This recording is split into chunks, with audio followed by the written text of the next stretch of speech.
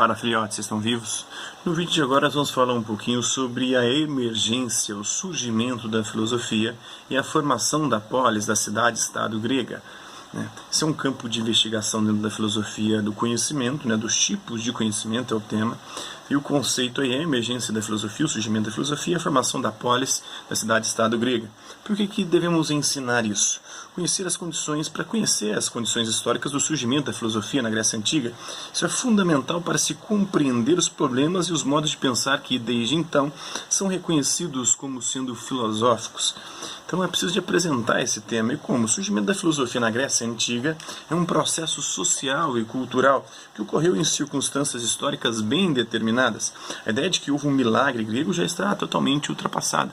A filosofia não é uma criação do gênio grego, não é uma invenção do nada dos gregos, não é algo que eles criaram a partir do nada.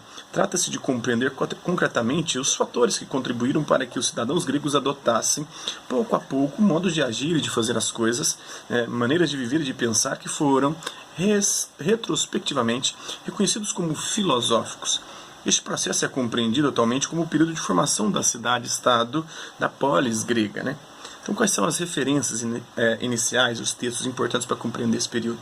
Os textos mais conhecidos atualmente, que estabeleceram um certo consenso sobre esse campo de estudos, é A Origem do Pensamento Grego, de Jean-Pierre Vernant, Mito e Pensamento entre os Gregos, também do Jean-Pierre Vernant. Tem também, para uma perspectiva introdutória e abrangente, uma obra do Marx, do M.P. Marx, Mito e Filosofia, e tem uma outra do M. Andrade, chamado Mito, ele é organizador. São vários autores falando sobre mito. Então, o que ensinar?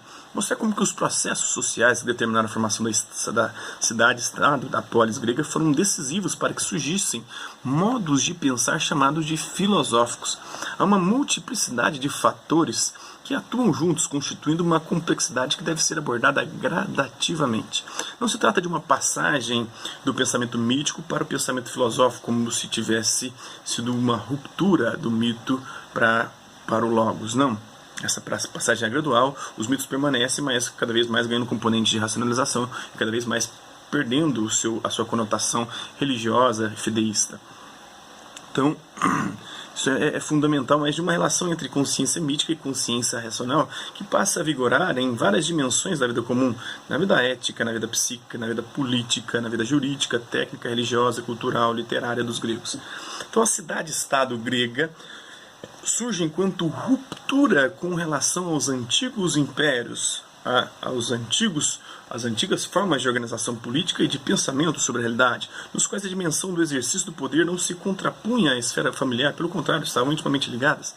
A originalidade da polis grega é que começam a surgir diferenças e conflitos entre os grupos familiares, e a esfera do exercício do poder começa a levar essas questões à discussão, o que faz com que se constitua propriamente o que será reconhecido como sendo a esfera da política, onde se disputa aquilo que é de interesse público, o espaço público. Depois eles criam a praça pública, onde vai-se para discutir ideias, para colocar as suas intenções, os seus projetos políticos, a divergência, a exposição para testar qual que seria aquela que, considerada pelos cidadãos, a mais importante e a mais apropriada para a cidade.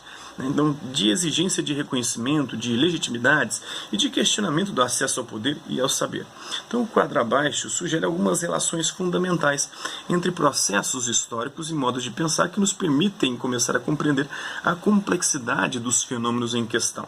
Então, existem fatores históricos que contribuíram para a emergência da filosofia na Grécia Antiga e para a formação da polis, e a filosofia acaba ganhando características e sendo incrementada por esses fatores históricos. Vamos a eles. A adoção de um sistema monetário. Qual que é a contribuição dele para a filosofia? Isso gera uma abstração da noção de valor. Já não está mais atrelada a algo concreto, mas a algo abstrato, o valor das coisas. Então, aí, outro fator histórico, a expansão das relações comerciais. O povo grego passou a comercializar com cada vez mais povos próximos, e isso gera ou provoca uma generalização de uma consciência helênica. Os gregos começam a se entender como uma cultura comum, e toda uma região, desde a Itália até a Turquia, era considerada helênica, ou seja, herdeiro das tradições de Helena de Troia, ou das tradições gregas, da cultura grega, da mitologia grega, da história grega. Então, a ascensão da classe mercantil leva a uma consciência progressiva do conflito entre classes sociais, entre castas, entre estamentos. A complexificação das relações sociais leva a uma tomada de consciência das diferenças e de que há diferença e essas diferenças precisam ser pensadas, repensadas e discutidas. A ação progressiva, a adoção progressiva da escrita leva a uma reelaboração crítica das significações e do significado das coisas. O desenvolvimento da astronomia, a medida do céu, leva a uma laicização da natureza, ou seja, a natureza perde seu caráter sagrado, religioso, sobrenatural. A adoção da agrimensura, a medida da terra, leva a uma dessacralização do real, a realidade perde o caráter sagrado, religioso, fideísta. O desenvolvimento da medicina como técnica leva a uma emergência de uma perspectiva antropológica por oposição à perspectiva teológica, religiosa, mágica.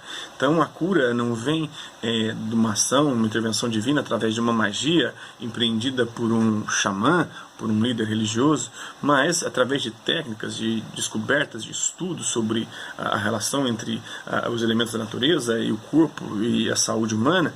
O desenvolvimento técnico em geral leva a uma progressiva racionalização das relações sociais e a novas exigências de racionalidade. As reformas nas técnicas militares levam a uma tomada de consciência da equivalência entre os indivíduos, que todos são iguais, que todos têm a mesma dignidade. Então a explicitação dos conflitos internos à polis leva a uma exigência de demonstrabilidade das significações. Então você tem que colocar suas ideias em disputa na praça pública, na ágora, para que a melhor ali seja a vencedora e o melhor projeto seja colocado em prática no âmbito político. A possibilidade do ócio, da escoléia, do tempo livre para atividade, em especial em intelectual, isso leva a uma maior disponibilidade para pesquisa e dá oportunidade para que surja Tales, para que surja Pitágoras, para que surja Sócrates, Platão, Aristóteles, que são pessoas que gozam do ócio, do tempo livre, da escoléia, né? E assim desenvolve o trabalho intelectual. O desenvolvimento da investigação historiográfica, o que leva ao surgimento do relativismo dos valores e das significações, então eles compreendem que os valores e as culturas, eles são relativos ao tempo e à cultura. Então não existe um valor absoluto, isso vai depender do lugar, do tempo histórico, do locus geográfico e do tempo histórico em que você está inserido. A progressiva complexidade da poesia lírica, o que leva a uma tomada de consciência da finitude humana, que o ser humano é um ser finito, limitado, temporal. A progressiva complexidade da poesia trágica também leva a uma explicitação dos conflitos entre o indivíduo, o pathos, a paixão individual, e a cidade, ethos, o comportamento no meio da política, no meio do todo social. E isso leva a uma oscilação da legitimidade, da justiça e também da legalidade, um questionamento das leis. A crise da aristocracia fundiária, dos feudos, leva a novas bases sociais, a criação de novos valores. A maior complexidade das leis escritas leva ao desenvolvimento das instituições jurídicas, do desenvolvimento do direito. A maior mobilidade social leva a uma problematização do acesso ao poder.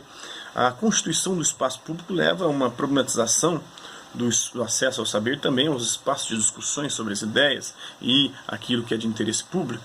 A constituição da dimensão propriamente política leva a uma consciência da ação pela palavra, e a palavra se torna fundamental. Saber falar bem, aí que vão surgir os sofistas, com a retórica, a oratória, a arte de falar bem, de convencer qualquer um de qualquer coisa, sabendo apenas usar a palavra, a linguagem, porque quem sabe usar a língua consegue o que quiser. Quem tem boca vai a Roma ou vai a Roma, né? Mas quem tem uma boa língua consegue aquilo o que quiser. Ou quem sabe usar bem a linguagem, consegue aquilo que quiser, né? Então quais são as condições prévias para ensinar, para trabalhar isso? São noções básicas de história antiga e de geografia. Quais são as habilidades em foco ao trabalhar isso? Relacionar os processos históricos e os modos de pensamento. Compreender que os problemas teóricos são determinados pelo modo dos grupos sociais, ou pelo modo como os grupos sociais organizam a sua vida em comum. Quais são os conceitos fundamentais que vão ser trabalhados nessa atividade? O conceito de cidade-estado grega, a polis, né?